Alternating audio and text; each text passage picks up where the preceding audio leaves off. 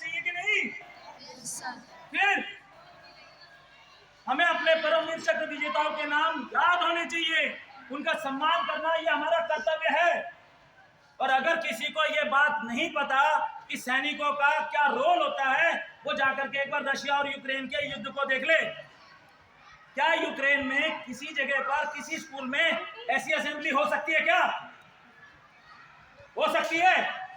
क्या यूक्रेन में इस वक्त बच्चा शांति से पढ़ करके एग्जाम दे रहा है? क्या दे रहा है? क्या फिर समझो तो सही, अगर आप अच्छे से व्यापार कर पा रहे हो, अच्छे से नौकरी कर पा रहे हो, अच्छे से पढ़ पा रहे हो, अच्छे से लिख पा रहे हो, अच्छे से खाना खा पा रहे हो, तो ये क्रेडिट किसको जाना चाहिए?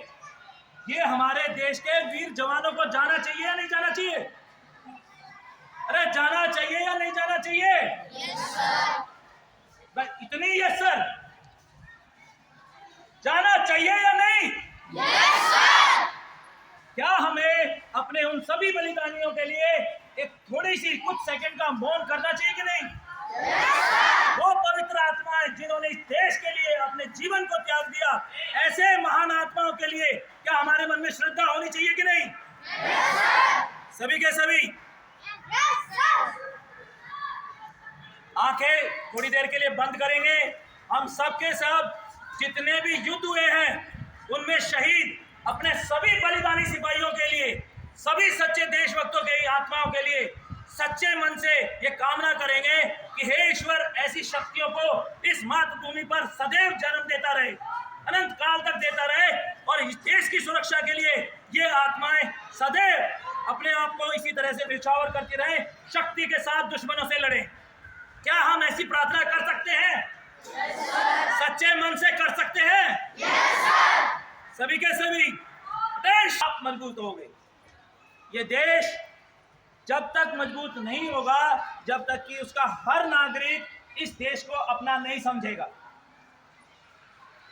आप सबके अंदर, आपकी आत्माओं में, आपके मन मस्तिष्क में सदैव आपका देश, आपका राष्ट्र सर्वोपरि होना चाहिए।